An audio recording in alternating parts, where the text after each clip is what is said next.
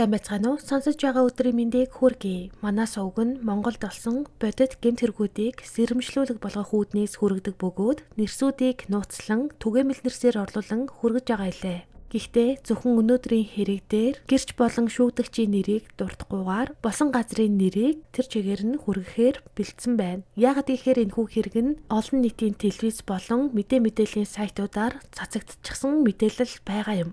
Өнөөдрийн ярих хэрэг бол 2015 онд Улаанбаатар хотод гарсан хүн амны хэрэг. Тодорхойлбол 33 настай залуу 19 настай залууг олон удаа хутгалж амь насанд нь хүрсэн. Энэ хэрэг нь тухайн цаг үед хэвлэл мэдээллээр цацагдахаас гадна талигачийн ээж нь удаа дараалан олон нийтээс тусламж хүсэж байсан юм. Товчхон хэлгээд 33 настай залуу 19 настай залуугийн халдлагад дүртэн хутгалуулах үедээ цочирдон давчтан амиа хамгаалах инстинктээр зөрүүлж хутгалснаар 19 настай хүү амиа алдсан. Хуулийн байгууллагаас энэ хэрэг дээр ажиллан сэжигтэн Бэг гэм буруугүйг тогтоон цагаатгсан билээ. Үүнийг нь талигачийн ээж эсэргүүцэж давж заалтаж хэвлэл мэдээллийнхэнд хандсан боловч давж заалтах шатны шүүхээр цагаатгсан тогтоолыг нь хിവэр үлдээсэн юм. Олон нийтийг цочроонд талцуулсан хэргийн гэрч болон сэжигтний мэдүүлэг шүүх шинжилгээний дүгнэлтээс та бүхэнд өнөөдөр уншиж өгье.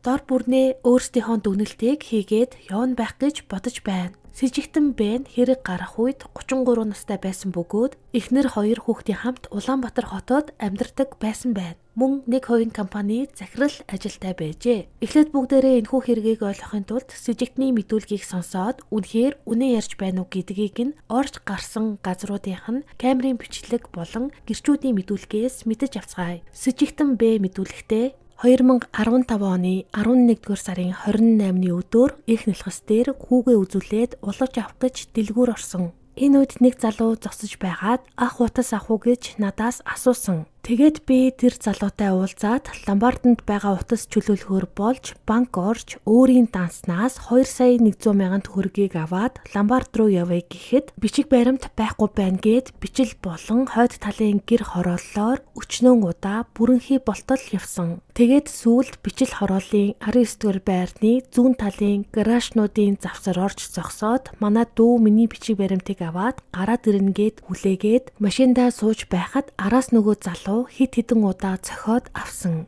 Энэ үедээ намайг хутгалж байсан юм байна лээ. Тэгээд намайг 9 удаа буюу эхлээд зүүн далны дээд хэсэгт 1 удаа, зүүн мөрөн дээр 1 удаа, зүүн сугны доор 1 удаа, зүүн нүдний хажууд 2 удаа, зүүн хавирган тус газар 1 удаа, зүүн хавирганы доор 1 удаа, хоолойн доор игэмний голд 1 удаа, баруун талын гарын бугулганд 1 удаа тус хутгалж хүнд гэмтэл учруулсан юм. Би гэмтлийн эмнэлэгт замын цагдаагаас тусламж авч хүргэгдэн очоод 12 хоног эмчлүүлээд Цагдин хорих төвийн 461-р ангийн эмнэлэгт 2015 оны 12 дугаар сарын 10-наас шилжин ирж эмчлүүлж цагдин хоригдсон. Миний биеийн байдал одоо хүзүү хөдлөхөд хоолоо татагдаж өвддөг. Хоол залхихад гороож өвддөг, нүрээ угаах гээд тонгооход хоолойд гороож байгаа юм шиг мэдрэмж төрдөг. Толгой байнга иргэдэг, нойрондоо муу байна. Хөл гар их даардаг болсон, зүрхээр хатгуулж өвддөг, 2 гар чичирч салгандаг болсон. Тэр өдрөөс хойш аймхай болсон, толгой өвдөхөөр эмч дуудаж үзүүлэхээр даралт ихсэн байдаг. Сэтгэл санааны хувьд хүнд байна гэх мэдүүлгийг тухайн үед өгч байсан бөгөөд дахин дэлгэрэнгүй мэдүүлэг өгөхдөө тэр залуу надаас ахаа гар утас авах уу гэж асуухаар нь би ямар гар утас болохыг нь асуусан. Тэгэхэд 2 ширхэг iPhone 6s загварын гар утас Ламбарданд тавьсан. Нэгийг нь сая хэдэн 100,000 төгрөгөөр зархаар тохирсон. Нэгийг нь та хямдхан авах уу гэхээр нь би ах нь гар утас авахгүй гэхэд гар утасаа Ламбарданд алдах гээд байна. Та Ламбарднаас чөлөөлж өгөөш гэж гуйсан. Би түүнд хагас сайн өдөр банк ажиллахгүй, надад бэлэн мөнгө байхгүй учраас Ламбарднаас чөлөөлж өгөх боломжгүй гэхэд бичил хороололд байдаг банк ажилдаг, манай гэр бичлэлд байдаг, Ламбардч гэсэн ойрхон байдаг. Удахгүй шүү дээ хаа туслаач гэхээр нь би зөвшөөрөөд бичил хорооллын хаан банкнд очиход хаалттай байсан. Тэгэхэд тэр залуу өргөөгийн хаан банк орё гэхээр нь хамт очиход банк ажиллаж байсан. Би тэр залуугийн хамт банк орж өөрийн данснаас 2,100,000 төгрөг авсан. Намайг банкнаас мөнгөө авсны дараа тэр залуу бичиг баримт энд ч байгаа, тэнд ч байгаа гэж зам зааж олон газруудаар харанхуй болтол авч явж байгаад хамгийн сүүлд зам заагаад байрны хажууд байх 2 гаражны завсраар зогсоосон. Энэ үед 18 цаг болж гадаа харанхуй болсон байсан.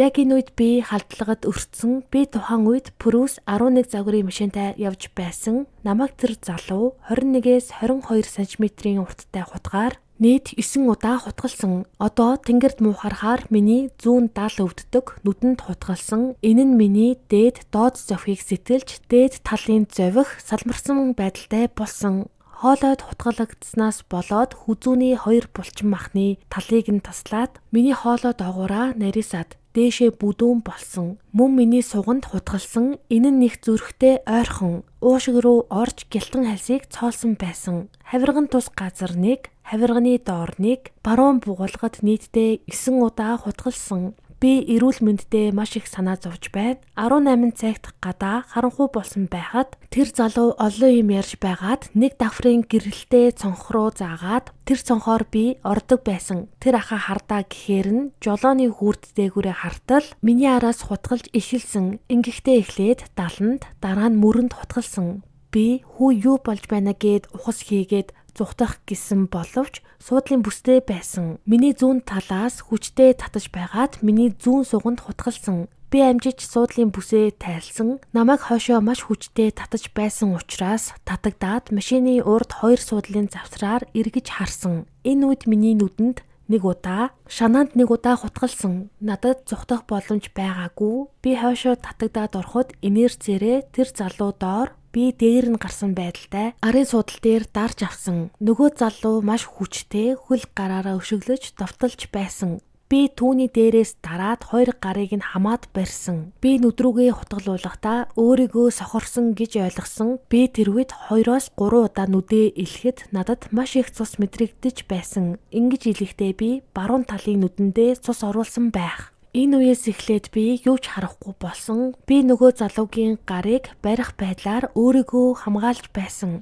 Би хүн аллаа, цагдаа дуудаарай, эмч дуудаарай. Би цус алдаж өглөө шүү дээ. Чи болооч гэж хашгирч байсан. Би машины хаалга онгоолгоод орилъё гэж бодоод хаалганы бариулаас татсан. Яг энэ үед тэр залуу миний зүүн талаас хутгалах шиг болоход нь би өндийхөд миний хоолойд хутгалсан. Хоолойд хутгалахад миний дуу гарахаа болсон. Миний ам хамраас цус гарч байсан. Миний хүч тамир дуусаж нөгөө залууг дийлхэм болсон. Энэ үед тэр залуу миний баруун талын суган доогуур мултарсан. Би тэр тал руу эргээд түүнтэй ноцолдсон. Суудлынхаа баруун тал руу эргэж унаад гарыг нь барьж авах гэж ноцолдож байсан. Тэр залуу бид хоёр эргэлдсэн байдалтайгаар үргэлжилж байгаад бид газар унсан. Тэгэхэд би доош газар харсан байдалтай унсан. Би тэр залууг амь насаа алдсанд харамсдаг. Хэрвээ тэр залуу амьд байсан бол энд би биш, тэр залуу зогсож байх байсан. Тухайн үед намайг үхээд боссон гэж ойлгож болно. Би машины гадна унахдаа юм харсан. Хараад ухас хийж машиндаа суугаад центр товчлуур дараад хаалгаа түгжээд ухраад эргэх үед нэг залуу зогсож харагдсан.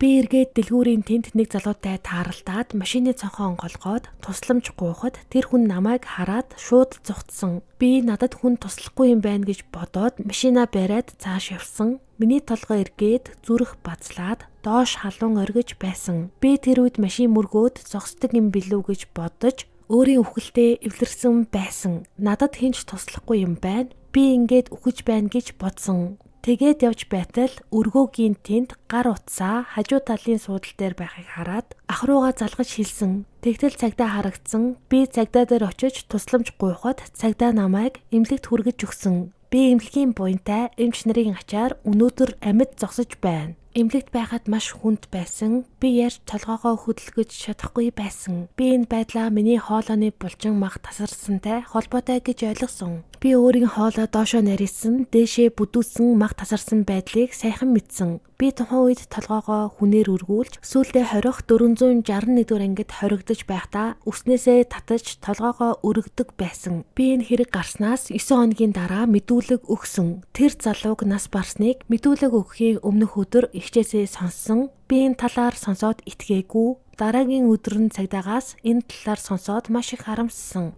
Намайг эмнэлэгт 10 хонсны дараа талигаачийн ээж гэх хүн эрэгтэй, эмэгтэй 2 хүнтэй ирж намайг хөдөлж чадахгүй байхад миний орон дээр гарч намайг зодсон. Миний зүүн талаас хэд хэдэн удаа цохиж, өшөглөж, хоолойнд минь байсан сахиусыг тастаж байсан. Хамт ирсэн залуу нь миний зүүн талаас өгзөг рүү маш хүчтэй өшгөлсөн. Миний нуруу чилж өвддөг байсан. Тэр залууг өшгөлснөөс болж хөл рүүгээ өвдөж, хөлийн хуруу хүртэл мдээгүй болсон. Би 3 дугаар эмнэлэгт үзүүлэхэд нуруунд төмөр суулгах хэрэгтэй гэсэн. Миний цусны улаан, цагаан эсийн нэг нь багассан, нөгөө нэхссэн. Цаашид миний биед ямар хор уршиг гарахыг мэдэхгүй. Хагалгаа хийлгэсний дараа нарийн шинжилгээ хийлгэж болохгүй болчихно гэд нуруунд төмөр суулгах хагалгааг хойшлуулсан. Би 461 дугаар ангид хоригдсон. Талигаачийн ээж гэх эмэгтэй чи миний хүүхдийг цагдаад өгөхгүй яасан юм бэ? Чи миний хүүхдийг алсан. Одоо би чамайг энд ална гэд дайрч байсан. Би урд нь айж байгаагүйгээрээ маш их айсан. Би хөдөлж чадахгүй байх үедээ зодулсан. Хамт ирсэн залуу нь шоронд хорж байгаад араас чинь орж чамайг ална. Танил тал байдаг болохоор чамайг захиалж алуулна гих зэргээр хэлж байсан. Энэ нь надад маш хүнд туссан. 461 дугаар ангид байхад 7 хоногийн 1 болон 4 дахь өдөр салхилдаг байсан. Би энэ үед маш их айж хүнтэй ярьдаггүй, салхинд гаралгүй, өрөөндөө байдаг байсан гих мэдүүлгийг өгөж байжээ. Хохирогчийн хууль ёсны төлөөлөгч буюу талигаачийн ээжийн мэдүүлгээс бүгдээрээ сонсцгоё. Миний хүү 19 настай шүтээсийн 3 дугаар дамжааны оюутан байсан. 19 нас хүртлээр нэг ч удаа зодон хийж үзээгүй гэдгийг нь бүх найзууд нь мэднэ. Хүү маань дүлгөөн зантай, аимхаа, цагаахан сэтгэлтэй, хүнд тусархуй хүүхэд байсан. Ангийнхаа хүүхдүүдэд зодуулахаар том биетэй найзууд нь өмөөрдөг байсан. Хаяа марзан хошин зантай, надтай хүртэл айлайлж марцгандаг байсан. Шүүгдэгч өгсөн хүн үг хэлэхгүй гэж бодож бүгдийг өөрөө зохиож худлаа ярьж байна. Жишээ нь гэхэд хэрэгт байх дэлгүүрийн камерын бичлэгт сэжигтэн Бэн өөрөө эхлээд миний хүүтэй юм ярьж танилцж байгаа нь бичлэгт байдаг. Бэгийн авсан гэмтлүүд нь дандаа зүүн талдаа байдаг. Бэн миний хүүг хутгалж чад цагдаа харангуудаа айсандаа баруун гараараа өөрийгөө хутгалсан байх магадлал өндөр байна. Тухайн цагдаа мэдүүлэхдээ хутга нь жолоочийн 2 хөлний завсар бүлээн цустайгаа байсан талаар хэлсэн. Тухайн цагдаа бичил хорооллын замаар гэрэлгүй машин явж байхаар нь зогсоосон. Тэгээд яагаад гэрэлгүй машинтай явж байна вэ гэхэд би хүнд хутгалуулчихлаа гэж хэлсэн байдаг. Бэн уцаар яриад замдаа хүнтэй тааралцсан гээд өөрийгөө хамгаалах бүх зүйлээ хийгээд явж байсан. Миний хүүгийн баруун гарын 4 хуруу тасарсан. Нэг хуруу нь сүвлэгдсэн. Миний хүү 26 удаа хутгалуулж нас барсан. Хүн өөрийгөө ингэж гэмтээж алах боломжгүй. Дүү маань манай хүүг нутуулуулахдаа хурууг нь боож байсан. Бэн миний 19 настай хүүг 26 удаа хутгалж алчаад нэг ч удаа хутгалаагүй гэж ярьж байна. Шинжээ жимчин уушиг руугаа хутгалуулсан хүн ямар ч идэвхтэй хөдөлгөөн хийх боломжгүй гэж өмнөх шүүх хурал дээр хэлсэн. Бэн урд судалд байхдаа энэ гэмтлийг авсан байж яаж миний хүүг 26 удаа хутгалаад байна вэ? Бэн цагдаатай таралдаад өөрийгөө хүнд хутгалуулсан, би тэнд хүн хутгалаад үлдээсэн гэх зэрэг зүйл яриад өөрийн эмчлүүлэх эмнэлгийг хүртэл зааж өгч байсан. Бэгийн ээж нь эмч хүн бөгөөд энэ хүн эмнэлгийн байгууллагад танил талтай. Шүүх эмнэлгийн шинжээчийн дүгнэлтийг бүгдийг нь өөрчлүүлсэн гэж бодож байна. Шүүхийн эмнэлгийн шинжээчийн дүгнэлтээр Бэд учирсан гэмтэл нь хөнгөн зэргийн гэмтэл байсан. Түүний хоолойд учирсан гэмтэл гэж хаанч байхгүй, нүдэндээ хутгалуулсан гэж яриад байгаа хэрнээ нүд нь харж байна. Би Бэгийн эрүүл мэндийн талаар мэдээллийг авсан. Тэр угийн нүдний хараа муутай хүн байсан. Миний хүүг өөрөөсөө том биетэй гэж хэлж байна. Бичил хороолол маш их утаатай. Хүү маань уушигны архаг бронхиттэй тул байнга маск зүүдэг байсан. Манайх бичил хороололд амьдардаг бөгөөд хүүгээ нас барахаас өмнө хэдхэн өдрийн өмнө хашаа маань эзэнгүүгээд хашаандаа очисон байсан. Манай хүү аавынхаа байранд голдуу байдаг байсан. Аав нь би муутай группэд байдаг байсан. Тэгтэл Бэн маск зүүж өөрийг нь дээрэмдэх гэж байсан гэж ярьж байна. Миний хүү хүний ганц хүү бөгөөд өөрийн гэсэн унах машинтай 2 байртай байсан. Би хүүхдээ юугаарч дутаагаагүй элбэг хангалуун өсгсөн. Миний хүү хүнээс 2 сая төгрөг дээрэмдэх хүн биш. Хүү маань төлөв даруй зантай байсан. Би маш их гомдолтой байна. Бэгийн талаас оршуулгын зардалд 9 сая 403,340 төгрөг авсан. Бэгээс оршуулгын зардалд нэхэмжлэх зүйл байхгүй. Аав нь хүүгээ нас барснаас 10 сарын дараа нас барсан. Би бэгээс хоёр хүний амь нэхэж сэтгэл санааны хохиролд 40 сая төгрөг нэхэмжилж байна. Шинжээчийн дүгнэлтээр хэргийн зүйлчлэлийг өөрчилж алуурчин хяалт завшуулж болохгүй. Шүүх энэ хэргийг шударга шийдэж өгнө үү гэсэн байна. Одоо ингээд бүгдээрээ Ломбардны хүний мэдүүлгээс сонсцгоё. Манай Ломбарданд 2015 оны 11-р сарын 19-нд 2015 оны 11-р сарын 24-нд iPhone 5 маркийн гар утаснуудыг 150 мянган төгрөгийн барьцаанд нийтдээ 300 мянган төгрөгийн барьцаанд тавьсан юм байна. Тэгээд Гана гэж нэрээр тавьсан утсаа 2015 оны 11-р сарын 21-нд Гана гэж хүн ирээд өөрийн гарын үсгээ зураад аваад явсан. Харин талигаачийн нэрээр тавьсан iPhone утсыг 2015 оны 12-р сарын 3-нд талигаач нь нас барсан гэсэн бичиг баримтыг үзүүлээд ээж нь гэх эмэгтэй хүн ирээд мөнгөө төлөөд авсан гэх мэдүүлгийг өгсөн байна. Одоо ингээд бүгдээрээ дэлгүүрийн гэрчийн мэдүүлгээс сонсцгоё. 2015 оны 11-р сарын 28-нд 15 цаг 55 минутын үед нэг залуу орж ирээд утсаар яриад iPhone 6s маркийн 2 утас байгаа. Хоёулаа нийлээд 2 сая 200 мянга гэлүү Ломбарднаас чөлөөлүүлнэ гэд яриад байсан. Энэ үед гаднаас 30 орчим насны залуу орж ирээд нэг удаагийн улавч авсан. Тэгснээ тэр залуугийн яриаг сонсоод уцаар ярьж дуусны дараа тэр залуутай яриад хамтдаа гарсан. Удалгүй нөгөө хоёр залуу орж ирсэн. Тэгтэл уцаар ярьсан залуу нь маск зүгээд орж ирээд улавч авсан залуу нь илүү улавч авсан байна гэд нэг улавчаа эргүүлж өгөөд хамтдаа гарч явсан гэх мэдүүлгийг өгсөн байна. Сэжигтэн Бэгийн төрсөн түүгийн мэдүүлгээс 2015 оны 11-р сарын 28-ны өдөр миний төрсөн ах 16 цаг 34 минутанд миний утас руу залгаж интернеттэй газар байна уу? iPhone 6s маркийн гар утасны үнийг хараад эргээд залгаарай гэсэн. Тэгэхээр нь би интернеттэй газарт байсан болохоор iPhone 6s маркийн гар утасны үнийг $880 гэж хараад 16 цаг 38 минутанд залгаад утасны үн асууж яах гэж байгаа юм бэ гэхэд Ломбарданд нэг утас байгаа юм байна гэсэн. Чи хямдхан утас авахгүй юм уу? Хямдхан зарах юм шиг байна. Чи сонирхох уу гэж асуусан. Тэгэхээр нь би утас авахгүй гэсэн юм гих мэдүүлгийг өгсөн байна.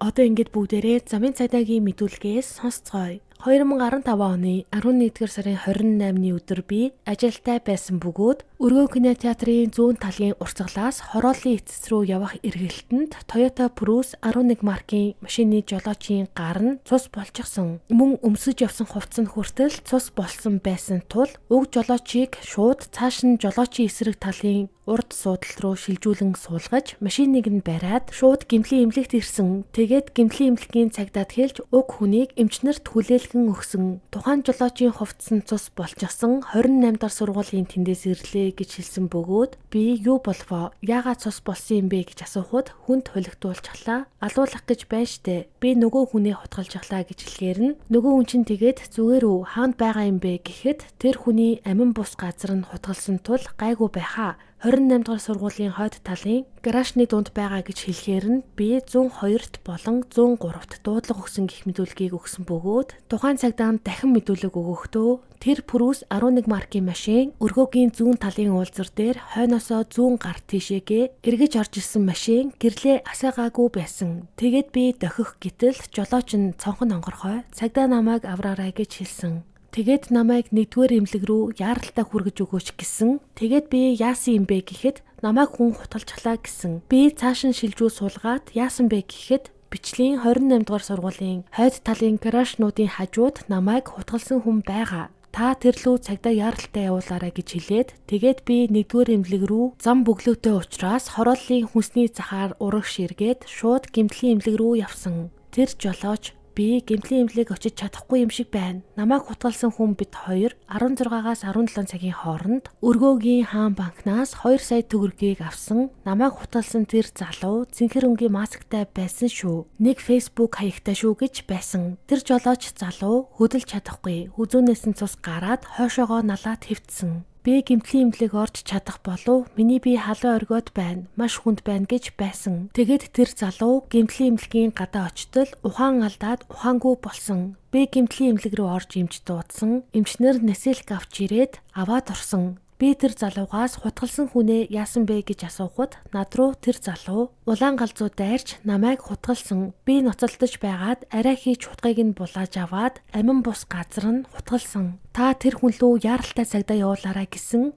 Би тэр залууга таньдаг юм уу гэхэд танихгүй. Би тэр залууд хулигдуулчлаа. Ямар амар юм бэ гэд байсан. Машины жолоочийн сандлын шалавч дээр улбар шар өнгийн иштэй хутга байсан. Өөр эд зүйл байгаагүй. Би машиныг нь гэмтлийн имлэгээс сахин бэлэтэй бариад цагдаагийн хилцээний дулаан гаражид тавьсан гих мэдүүлгийг өгсөн байна. Гэрч сэжигтэн Бэгийн эхнэрийн мэдүүлгээс хүргэе. Тухайн хэрэг гардаг өдөр нөхөртөөгөө хамт машинтайгаа хүүхдээ үзүүлэхээр 14 цаг өнгөрч байхад их нэлгсийн хүлээн авахтаар очиход улавч өмсөд дотогш орж үзүүл гэхээр нь Бэ улавч авахар гадагш гараад улавч аваад ирсэн. Би уг улавчийг нь өмсөд дотогшоо орсон. Би хүүхдээ үзүүлээд гараад ирэхэд нөхөр Бэнд байхгүй байхаар нь нөхрийн дугаар руу 16 цаг 13 минутанд залгаад хаана байгааг нь асуухад одоогоо очлоо гэсэн. Тэгээд 10 минутын дараа дахин залгаад бэлэг их дэлгүүрийн нэг давхарт байна. Өмнөөс чинь очих уу гэхэд наана байж бай гэсэн. Тэгээд 18 цаг 9 минутанд залгахад уцаа аваад би хүнд хутгалуулчлаа үхэх гэж байна гэхээр нь чи хаана байгаа юм бэ гэхэд эмнэлэг явж байна гэд утас нь тасарсан. Манай машинд хутга байгаагүй. Хутга авч явдаггүй гэх мэдүүлгийг өгчээ. Ингээд бүгдээрээ насан туршаагүй гэрчийн мэдүүлгээс сонсцгоё. 2015 оны 11-р сарын 28-ны 17 цаг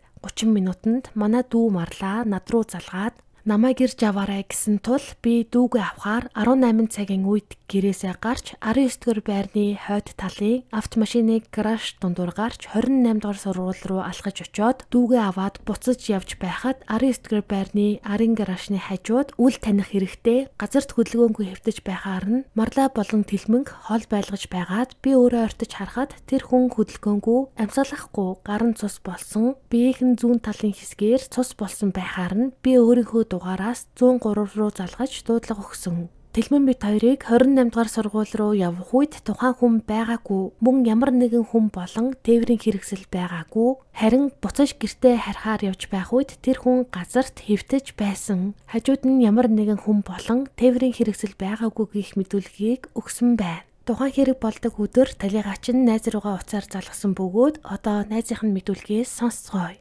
2015 оны 11-р сарын 28-ны орой 16 цаг 45 минутанд уцаар талигаач найз маань миний дугаар руу залгаж намайг хаана байгаа юм бэ? Би бичил хороололд машинтай явж байна. Хүрээд ирээч гэсэн. Тэр үед би завгүй байсан болохоор очиж амжихгүй гэж хэлсэн. Тэгэхэд уцаа салгасан талигаач натаас тусламж хүсэж байгаа ч юм шиг гуйх мэхтэй ирсэн гэх мэдүүлгийг өгсөн байна. Шинжээ чимчийн мэдүүлгээс сонсцгоё. Талигаачийн цогцост баруун гарын долоовор дунд хуруунд зүсэгдсэн ядам хуруунд хатгагдсан зүүн гарын долоовор дунд хуруунд зүсэгдсэн зүүн чих бугуй шилбэний ар хэсэг баруун гуйны шархнууд зүсэгдсэн зүүн хацар зүүн хүүхний доод тал хүүснээс зээж хэвлийн хөндөө рүү нэвтэрсэн шархнууд нь хатгагдсан шарх байна гэсэн дүгнэлт гарсан. Зээж хэвлийн хөндөд нэвтэрч зүрхийг нь гэмтээсэн шарх нь талигаачийг үхэлд хүргэсэн. Нийтдээ 16 шарх тогтоогдсны зарим нь давтан үйлдэлээр зарим нь нэг удаагийн үйлдэлээр үүсгэгдсэн байж болно. Зүсэгдсэн шарх гэдэг нь эр хэсгээр шулуун хөдөлгөөнөөр үүсгэгдсэн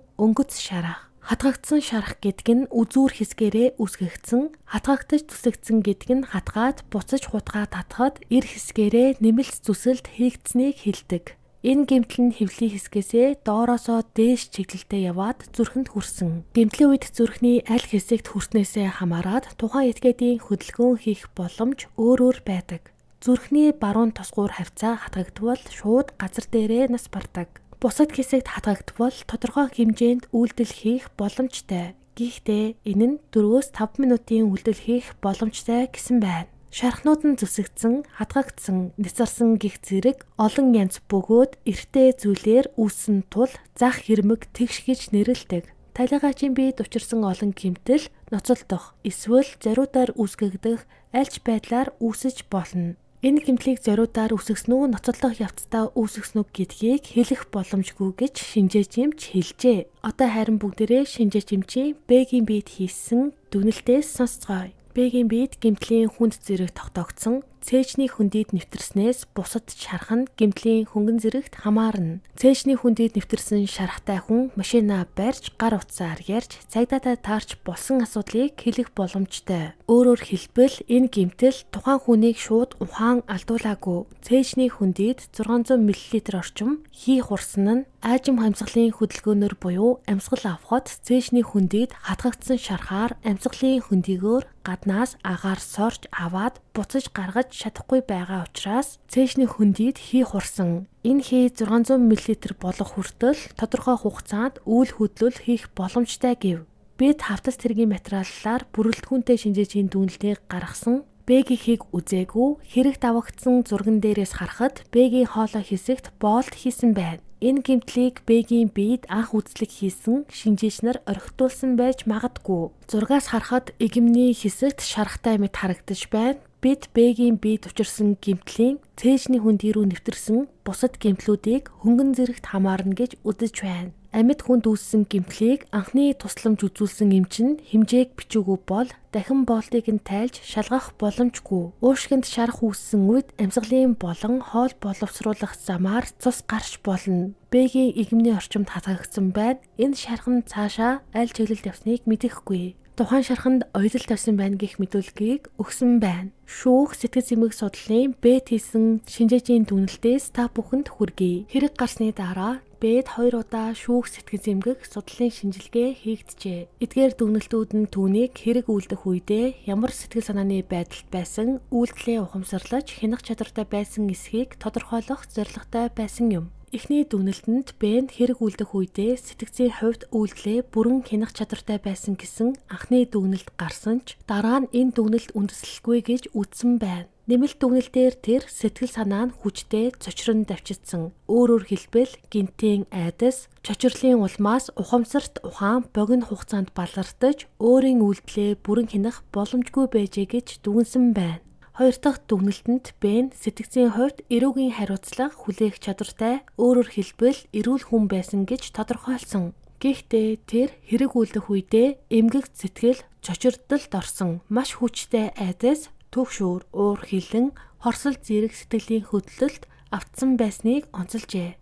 Шинжээчдийн тайлбарласнаар энэ байдлыг ангаах ухаанд эмгэг сэтгэл чочирдол гэж нэрлэдэг. Энгийнээр хэлбэл энэ нь хүний амь насанд аюул учрах гинтийн нөхцөлд бие махбод ухаан хоёр автоматар урвал үзүүлж ухамсар нарийсаж орчныг мэдрэх чадвар алдагдах байдал юм. Б-гийн хувьд тэр өдөр хүүхдээ эмнэлэгт үзүүлээд сэтгэл санаагаар аль хэдийнэ төвшүүртэй байсан. Төвшүүртэй байсан суурин дээр гинтийн халдлагад өртсөн тэр мөчөд амь насанд нь аюул занал хийлсэн нөхцөл үүсэж үхлийн айдас, уур хилэн, түшүүр зэрэг сэтгэл хөдлөл хослон хүчтэй тесрэлт үүсгэсэн гэж үзжээ.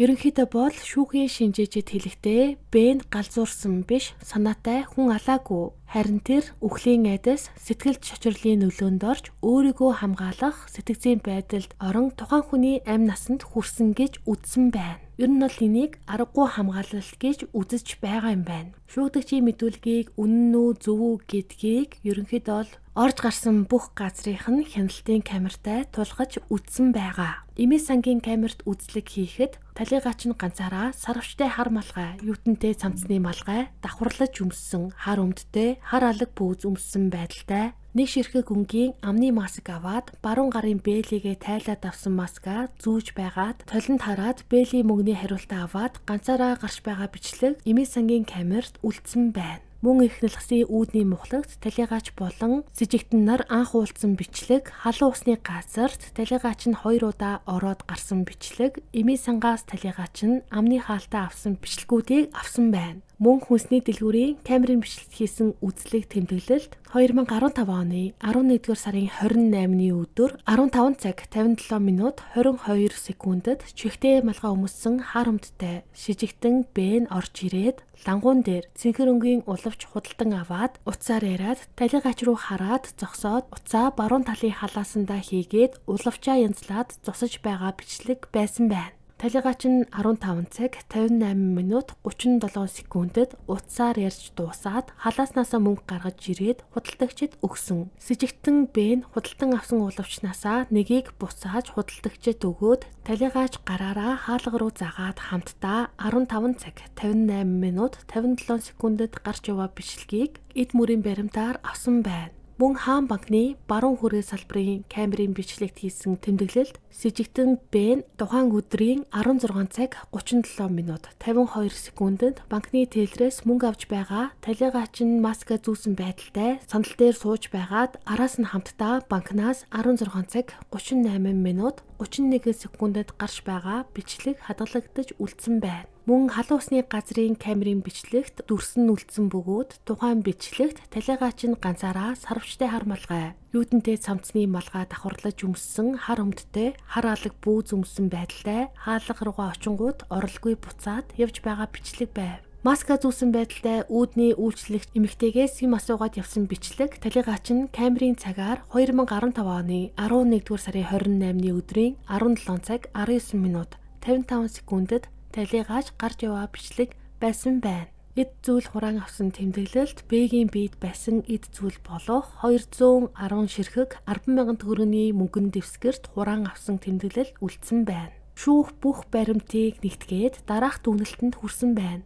Б нь өөрийн амь насыг хамгаалж бодит халдлагын эсрэг аргагүй хамгаалалт хийсэн. Түүний үйлдэл нь санаатай аллах биш, харин өөрийгөө хамгаалах хууль ёсны тэмцэл байсан. Иймээс 2016 онд гарсан шүүхийн шийдвэрээр Б нь эрүүгийн хариуцлагаас бүрэн чөлөөлөгдөж цагаатагдсан байна. Мөн хууль ёсны хамгаалалтын байдалд бусдын амь насанд гим хор учруулсан тохиолдолд хохирлыг төлөх үүрэггүй гэж үзсэн тул хохирогчийн талаас гаргасан 40 сая төгрөгийн нэхэмжлэлийг шүүх хэлэлцэхгүй орхисон юм. Тухайн хэрэг нь цагаатгагдсан учраас талигаачийн ээж нь дахин давж заалтаж хэвлэл мэдээллийн хурал хийсэн ч гэсэн шүүх гаргасан шийдвэрээ хэвээр үлдээсэн юм. Ийм нэгэн харамсалтай хэрэг 2015 онд болж өнгөрсөн байна. Ингээд энэ хэргийг сонсоод та бүхэн дор бүрнээ өөрийн дүгнэлтээ хийсэн байх гэж бодож байна. Нэг мөчийн бодлогогүй алхам, төр зүрийн уур хилэн хүний амьдралыг бүхэлд нь өөрчлөх аюултайг энэ хэрэг харууллаа. Амьдралд болгоомж төвчээр хоёр хизээч илүүдэхгүй.